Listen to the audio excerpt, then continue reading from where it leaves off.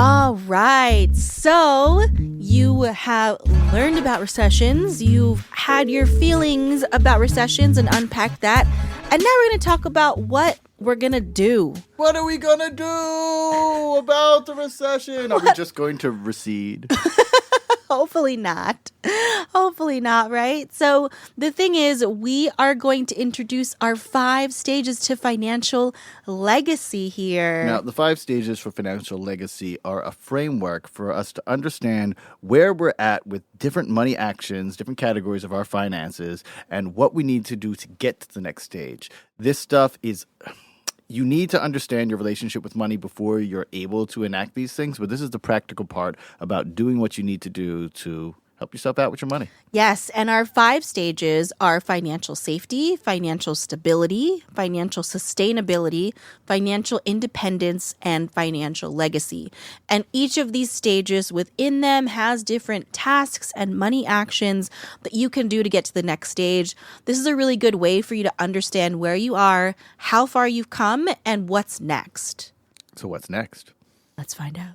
So we wanted to address how to deal with the recession no matter what stage you were in your finances. So we do this thing with all of our clients. Yeah, Sea Changers, Brunch and Budgeters, you should know about the financial stages that we have going on. Yes, so these are the 5 stages to your financial legacy.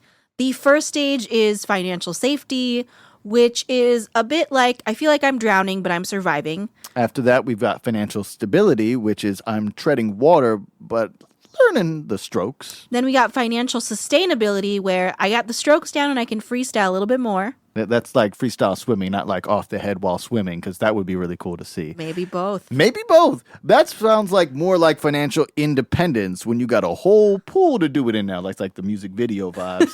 I love it.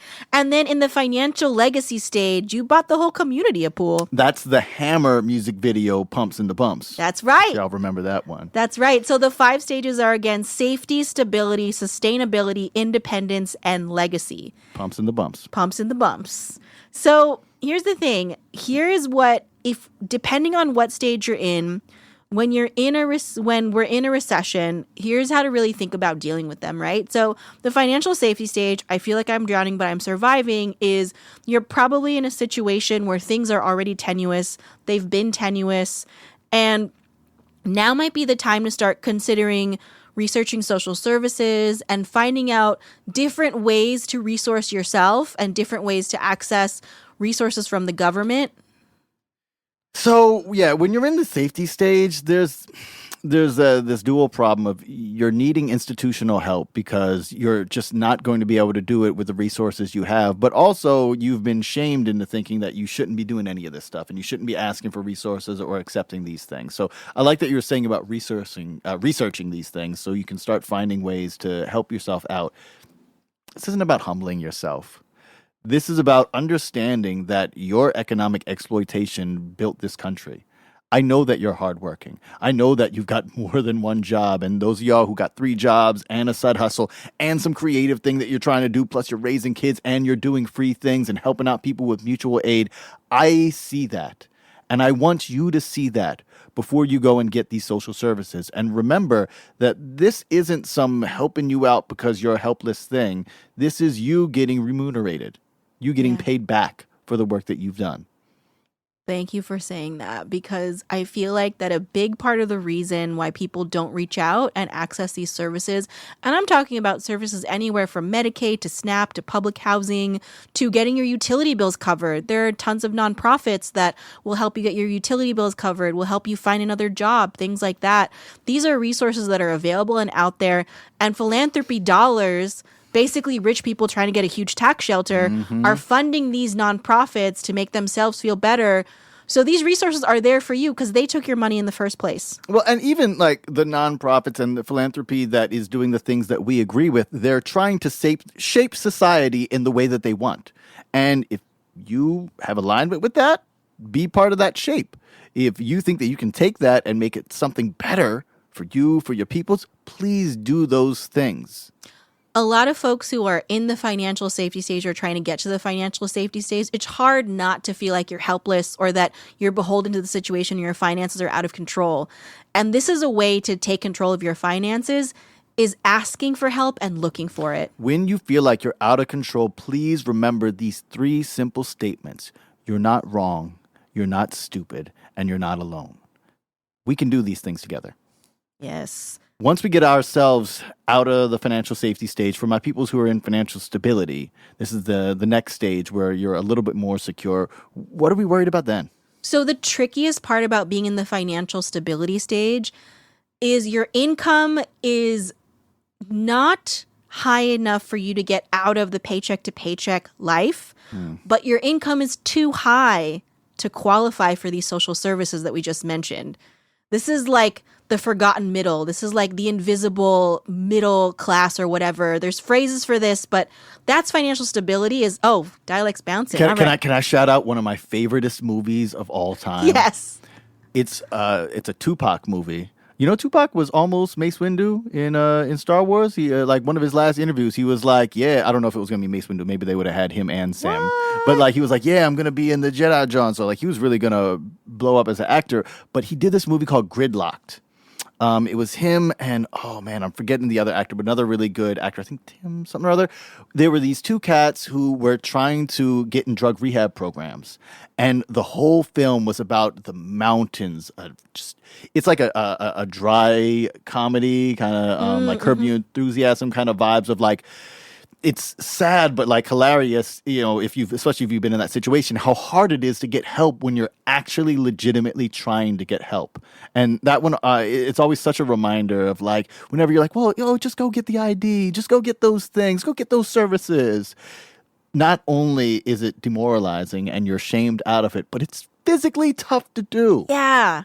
Yeah. You're in that middle point of like, I am one paycheck away from being good, and I'm also one paycheck away from going backwards. I can even say, as someone who works for an education company, folks don't want to fund people in these situations. I can't tell you how many times I'm like, I'm working for the kids who have nothing. And they're like, here's some money. I'm working for the rich kids. Here's some money. I'm working for these kids who are trying to get up out of the spot so that they're not beholden to everybody. They're like, nah. Yeah. And that's the trickiest part about stability is there are so many services that will help people out in financial crisis. But when you are finally stable, how do you stay there and not go back, right? And so when you're in this stage, again, you're treading water, but you're learning how to do all this stuff, right? This is the time to figure out how to increase your income. This is the time to really take that, like finding that extra source of income to heart, and also figuring out ways to increase your savings. And I know that like those 2 things can be very daunting. So don't try and do both at once, for one. The other thing too is when you really take a look at your expenses, when you go through that recipe for recession proofing your finances and figure out what those 1 to 2 wants are, lean into those.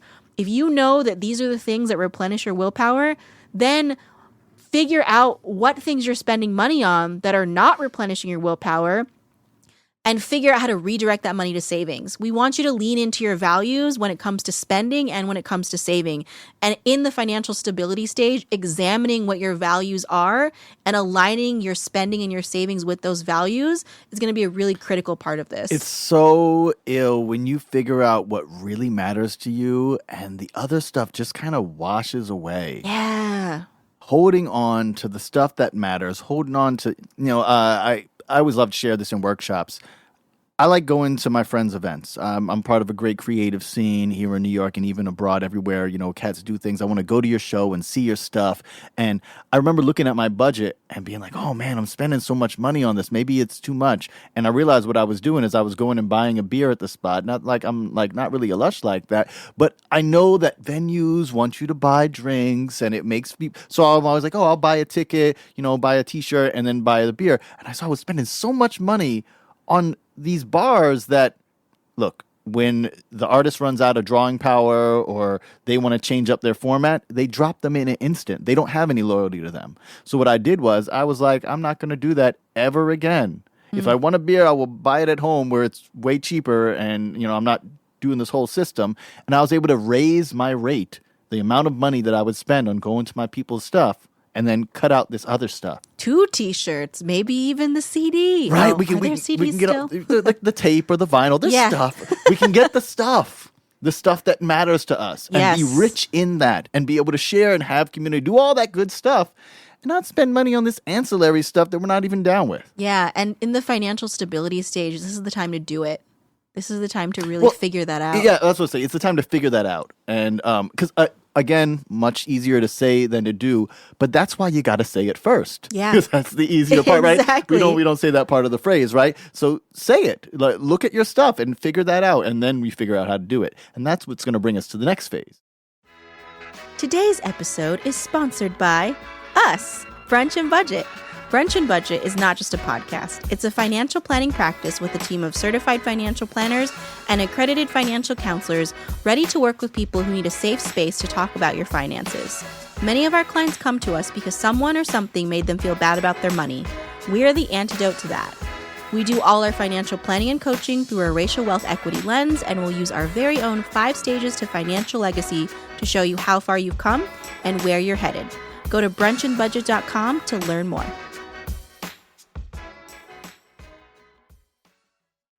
If you're in the financial sustainability stage where you feel like you got the strokes down and you can freestyle a little bit more, you are probably in a position where you have the 1 to 3 months living expenses saved, maybe even more.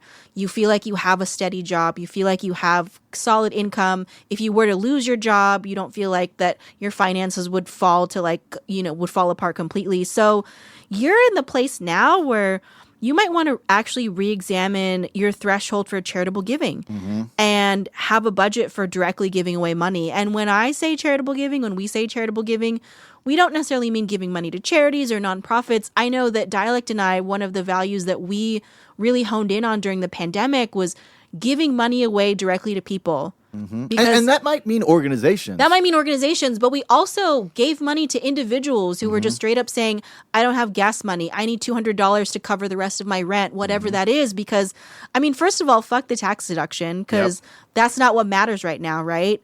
Really, what you're trying to do is figure out what your threshold and your budget is at this stage where you're still taking care of yourself, but you're also able to make space to give the money away when you need to. Yeah, because, I mean, those of y'all who are giving away money and you have a charitable or whatever you call it budget, what are you doing that for? Yeah. Why are you giving money to people? Is it to make yourself feel good or is it to help people out? And again, figuring out your values, figuring out what's important to you, figuring out what communities, what lanes you can be in to help heads out so that we all can get to the place where we're less stressed. Yes, exactly. Even if it's just as simple as like, yo, I want my community to be prosperous so it's not dangerous. Yeah. So when you're in the financial independence stage, you got the whole pool that you can do this in now, right? Right. So the financial independence stage is the I work because I want to, not because I have to kind of stage. You are in a place where you feel like that you do have total control over your finances. And something like a recession can often make people in this stage feel potentially more nervous, right? You're also in a stage where you might have more to lose.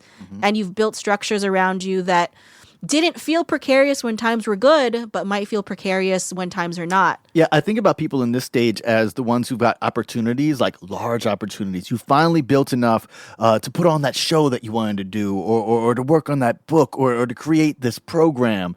And now it's not like you're going to lose your home or your livelihood. It's that this great thing that you've been building up to that you feel like you've been sacrificing and doing stuff for is going to go away. Yes. And so this is the stage to revisit for yourself how much is enough, right? To revisit how much you need to have in savings to feel comfortable, to revisit those big projects and have plan Bs. And also at this stage, if you don't have a plan for giving money away or, supporting your communities monetarily or non-monetarily, this is the time to really formalize that and put it into place. Because the other thing too in this stage is we talked about scarcity so much, and the recession breeds scarcity, and scarcity breeds fear, and fear breeds resentment, and resentment breeds fucking racism, right?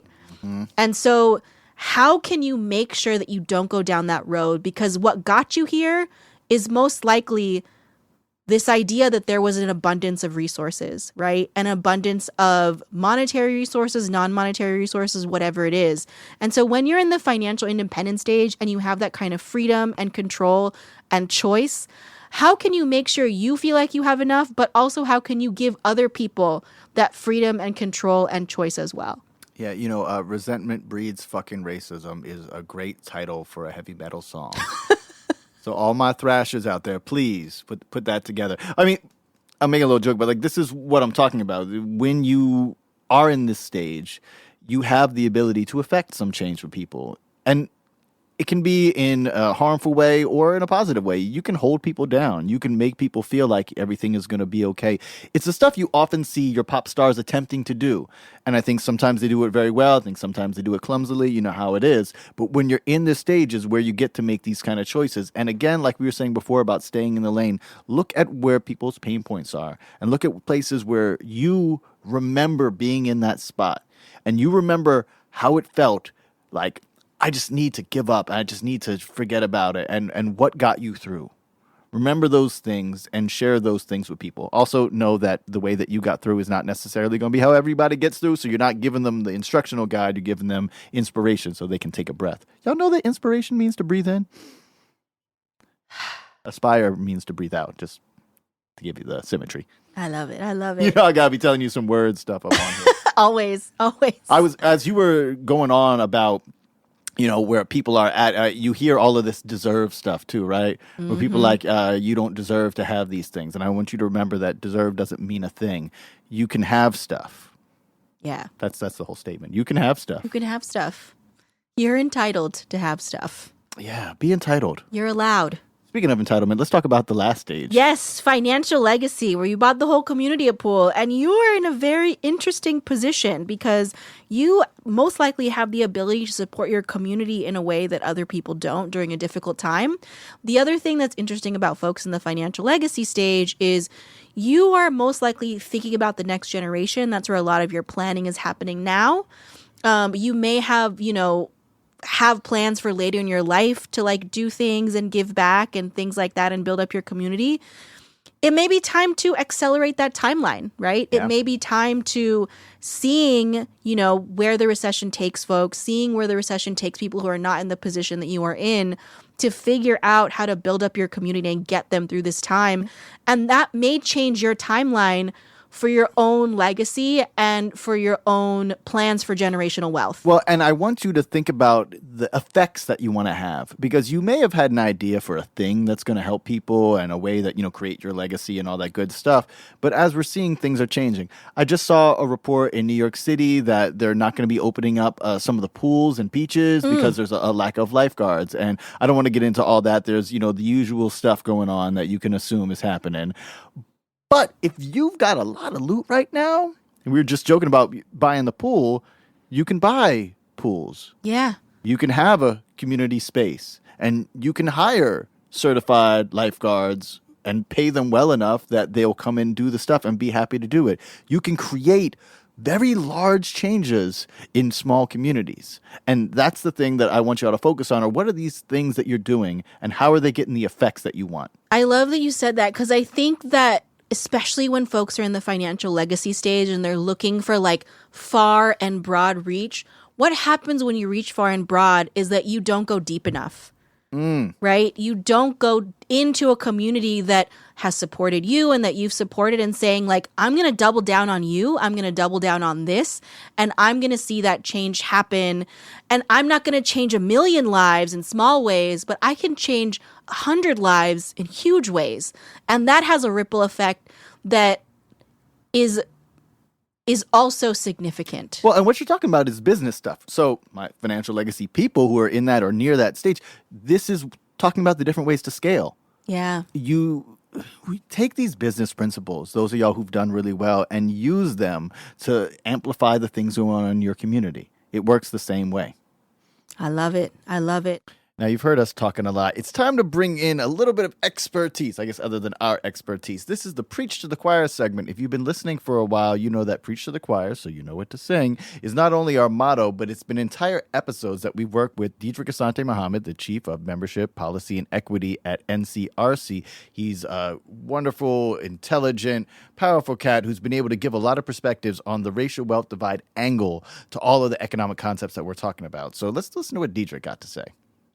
We're back here with Diedrich. Diedrich, it's been a while. Missed having you here. Yeah, it's good to be back. Good to be back. So we talked about these recessions, and that recessions they're kind of inherently racist in that they bring up old racist stuff, and they also present new opportunities for exploitation and discrimination. But when we talk about the actual factual racial wealth divide and the way that these systems have led us to this economic disparity, how is the recession affected by the racial wealth divide, and how is the racial wealth divide affected by recessions? Is that? Yeah. No, that's good. And I think there's two main recessionary points I'll look at, and they're pretty dramatic. Actually, I guess it's maybe three. There's one that was a very small recession, and that was the COVID recession. And I think that was interesting in that theoretically, too, a recession is, generally when the economy contracts for 2 quarters in a row. And the COVID recession barely did that. And I think we see that it is because the United States funneled in a lot of money to help people, to expand unemployment insurance, to give some checks to all Americans, more checks to Americans with kids. So it actually, I think, was a fairly effective government intervention into the stopping of the American economy that allowed people to get through the recession. So I think that's a example of a positive way that the economy stopping because of COVID can go through a recession, but the people don't have to suffer a lot. If you look back at, the Great Recession is a recession most of us remember, and that was something that, hurt many Americans. And I think that is an example of standard recessions in that, and particularly, let's look at African Americans in particular. Since African Americans are so economically insecure, the median wealth for African Americans is around $9,000, median wealth for whites, $160,000, for Latinos, $14,000. So you can imagine that when you only have $9,000 of assets, including value in your home, if you lose your job for a few months, that could mean you're missing mortgage payments, or that can mean you're missing car payments, and it can have a long-term challenge. So you see that people with groups with low wealth, or individuals with low wealth as well, are the most economically insecure and will usually suffer the most during recessions. And so I think that's one thing we're worried about in the upcoming recession, is that now that the government has pulled back most of its support to help people get through, because kind of the government society, COVID is over, that we could go through a 2022 recession, maybe into 2023, and the government is not willing to invest in people. And so we could actually see people suffering more, even if it's a more minor recession, than they did in our last COVID recession. So that's a concern. And again, for the racial wealth divide, what we see is that it usually takes Blacks and Latinos will usually be the first to feel the effects of the recession and will be the last to feel the effects of the recovery. So we saw with the Great Recession, that the recession only lasted, I think, to 2009, but Blacks didn't get their wealth, back, substantially till about 2013. So, I think those are the concerns that we have, is that those who are most economically marginalized are going to feel the impacts the strongest and are going to take the longest to recover. And so that's concerning if we're about to head into a new recession without government support and investment. The thing that you're saying about it taking Black people in particular to like 2013, when we were doing our research, we were seeing a lot of these 2010, 2011 studies showing how Black people in particular, Black men in particular, were facing more discrimination, losing their jobs at a higher rate than just about any other group. It was really huge. I think it was like close to 20%. We talked about it on the episode. Are there particular types of disenfranchisement that non-white groups should be looking out for right now? And I'm asking this broadly, like all non-white groups, or maybe, you know, all poor groups, including white people, or if there are specific things that that Black groups should be looking out for, that Asian groups should be looking out for, that they can deal with right now to help prepare. I know you can really never prepare for these things because they're a bit unpredictable. Yeah. Well, and, you know, I think I'll compare it again to kind of like COVID, in that during the COVID crisis, I know I was looking at my health more. I was like, okay, I should be exercising. I didn't get COVID till recently, but to prepare myself for COVID, I didn't know when it was coming. I should try to, you know, be exercising a little bit more. My vitamin D was low, work on that. And that's what I would argue that people who have, you know, not lots of wealth should be focused on is, okay, you know, probably now isn't a good time to add a new, if I can avoid it, you know, new debt on my credit card, or launch some risky, you know, new financial venture over the next 6 months. Now's the time to be more conservative. I should be focused, you know, on my savings. You know, maybe should stay in a secure job for, you know, the next 6 months or year to, you know, just see how this economy shakes out. You know, I think it's been a little bit of a weird space because we've had a pretty strong labor market. And so people have been able to kind of pick and choose about where they're going to work more so than usual, though still African Americans have a higher unemployment rate than most. So now I would just kind of look in, all right, let's buckle down and how can I secure myself to the best of my ability for the, you know, next year. So it might be you have, you know, $50 in your savings account. How can you try to get 500, you know, in the next 6 months? Or if you have 5,000, how can you get to 8,000? You know, these types of things. I dig that. So security, making sure that you're stable right now. And if you do have any leaps that you're trying to make, entrepreneurship, some business you're trying to start, some risky venture, some investment opportunity, then it's best to keep it in the planning stage for right now, maybe do some more to bolster that before you try to make that leap, which I know is stressful to folks who are like, you know, I got my new thing that I want to pop off right now. Yeah. I mean, unless it's some type of entrepreneurship that's supposed to take advantage of a recession, you know, I would be cautious about it. And the main thing to be cautious about is just, you don't want to be spending a whole bunch of money now that you're really going to need to start getting returns on in the next 5-6 months. And generally with entrepreneurship, you usually don't want to do that, period, because usually it takes a few years for you to get strong returns in your entrepreneurship ventures. But yeah, I would just play a little conservative over the next 6 months or so and see if this recession that so many people are worried about really do come, because it doesn't seem like the government aid will be coming this time, unlike it did during the COVID recession. Well, yeah, because that one was one that affected white people too. So that makes more sense. So like everybody gets to be treated like people. What's going on with you? Stuff you're doing at NCRC? Any stuff that we should be aware of? I didn't check in. We just kind of jumped straight into stuff. Yeah, well, NCRC just did its first national conference in person since COVID, and that was great. You know, we have 600 membership organizations, and been doing a lot of work around community benefit agreements where we try to work with financial institutions and local organizations about how we can get financial institutions through lending, through philanthropic investments, how to better serve their community. So, we at NCRC, continuing to do our work. There's a lot of policy discussion around the Community Reinvestment Act, which is one of the main pieces of legislation that, again, tries to get financial institutions to invest more in low wealth, under-resourced communities. So, that organizing and activism continues. And I'm sure with the upcoming economic, challenges that might be forthcoming, there'll be plenty more for us to work on. I think one interesting thing as well is, we do a lot of roundhousing and, trying to understand how some of this economic tightening might affect this, housing market, right? Where there's been a lot of increase in housing value, but that's also strengthened a lot of unaffordability. And is there any way to kind of deal with possible recession and the issues of housing unaffordability? So, a lot to work on, a lot that's related to the racial wealth divide, and we will see how things, what things we can move forward in the fall. No, that sounds really good. Is there anything that folks can do right now to help support the Community Reinvestment Act? Yeah, I mean, check for there is a hashtag CRA treasure, or you can just go to the NCRC website.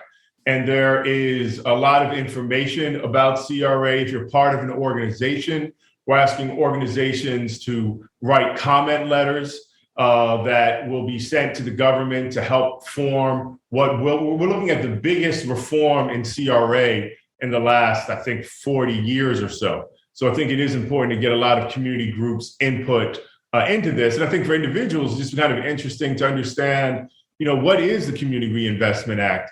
I didn't know that financial institutions have to provide some support for the public good. It's not just out of their own, good heart, and goodwill. So I think educate yourself. And if you're part of a community organization, see if that community organization can learn more about the CRA. Maybe would like to do a comment. And NCRC kind of specializes in working with community groups on this kind of, obtuse, can be a little complicated financial regulation. I love it. Yes, folks. Learn more about the Community Reinvestment Act. You can Google, or I guess Ocean Hero, that to find out more and apply. Let's collectively apply enough pressure that we can get some diamonds out of these big banks and financial institutions. Thank you, Dietrich, as always. Great talking with you. Peace. Whew. So we talked about the recession. We talked about the big picture. We talked about all of these things that might be looming or not happen at all, right? We gave you a little bit of a recipe. We gave you a little bit of breakdown of your money personalities. And we walked through the 5 stages. So whatever stage you're in, when we find ourselves potentially in the middle of a recession, you have an idea of how to get through it. So we want to leave you with a little money mantra. This is something that we've been taking and building. Remember that words are window dressing for rhythm and for our feelings. And sometimes we can use these words to anchor us to get the things we want. So a real simple money mantra, this one actually rhymes. They're not necessarily supposed to. It's, I plan it so I don't panic. We oftentimes are reacting to stimuli. We are in situations where I was talking about your amygdala popping. That's like PTSD kind of stuff. We are often traumatized by dangerous things, by economic things, by emotional things that make it so we're easily manipulated. Naomi Klein, shock doctrine, all that kind of stuff. The best ways that we found to combat it is in the early stages. In fact, before it even happens. Mm-hmm. If we create a plan is something that you can hold on to. A plan is something that you can modify. A plan is a drishti for my yoga heads that you can look at even if you can't reach it just yet.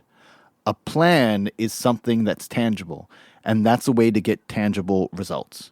I plan it so I don't panic. Exactly. This week's song is Recession On, as in Get Your Recession On, by Luke Rain out of Seattle. Who would imagine that a person born in Seattle would name themselves after rain? Or I guess maybe he is the rain that comes from Seattle. Anyway, the essential stuff of it, he encourages you to get your recession on. So thanks for listening to the Brunch and Budget podcast, where hopefully we can encourage you to find ways to get your recession on in a safe way that holds down your peoples.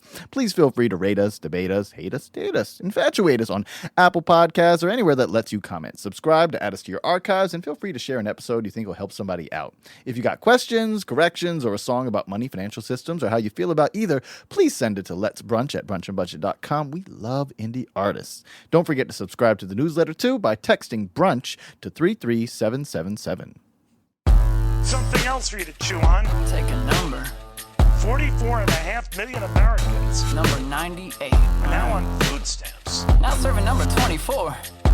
Our picture will picture this. God damn it, man. GSHS waiting on mine. Empty pockets, nothing but time. CNN's on and the Dems are talking about their blocking healthcare. Rich senators on the box. All I see, man, is suit that talks. Telling me that I should be able to pay what I get for free. Fuck that. I'ma run and get what I can from the man while I still got a hand to hold out. I can't hold out too much longer. Can't make rent selling marijuana. So I ponder the way I can eat for free. Bread, fruit, meat, and cheese. How we do that easily? It's just 3 little letters. CBT. Now I ain't This ain't nothing new. I heard that back on Pimp the System. Hell yeah, what you know? Ain't heard that dead prez? Take a listen. It's a lesson, one y'all best to learn. Especially now that the pressure's on. Don't know? Check the song. Better go and get your recession on. I said, get your recession on and get your recession on. Yeah. Get your recession on and get your recession on. Two questions. No job, live with your mom. Word to Shanti, that ain't no problem. Yo, what you stressing on? Better go and get your recession on. Get your recession on. Get your recession on. Get your recession on. Get your recession on. Get your recession on. Get your recession on. Get your recession on. Get your recession on. Come on, baby, come on to the recession. It's easy to do now, just follow these directions. First you wave your empty wallet around, and you turn your pockets on out. What's next? Say fuck it, go to the club and still get down. No cover? I hope not. Plus, happy hours a must. Know the boss with the free buffet in the well. Selling 2 for 1, son. Still too much loot to spend. Did it once this week, won't do it again. Well, hell, I'm gonna tell you what. Get a few bucks each and a few of your friends. No hen, no Chris. Take a trip, no, not to the lick. To the grocery store for the 30 pack. Yeah, we hurtin' that. The best dress. Give me a call, you know where we are. In the basement, come on over. Bring me a case of the PBR. Get your recession on. Get your recession on. Get your recession on. Get your recession on. Get your recession on. Get your recession on. Get your recession on. Get your recession on.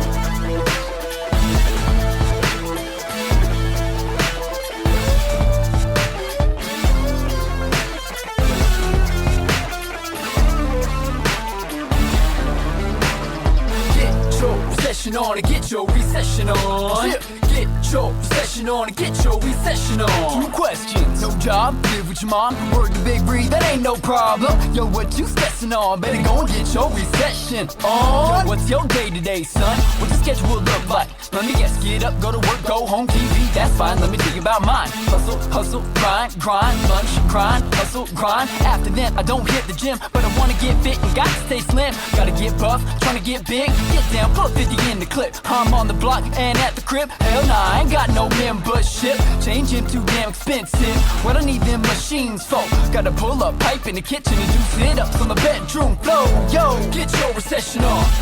Get your recession on. Get your recession on. Get your recession on. Shop at Ross, fit it fresh. Shit ain't the best, but I dress for less. Pre-funk outside the show. Spin on my dough on the goddamn dough. Yo, get your recession on. Get your recession on. Get your recession on.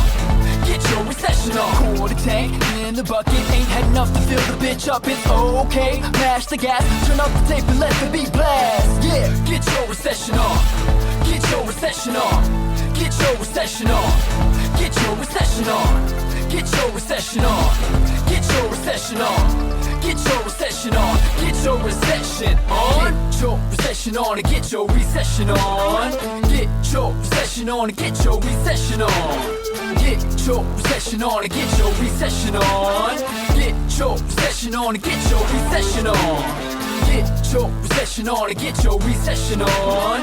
Get your recession on and get your recession on. Get your recession on and get your recession on. Get your recession on and get your recession on.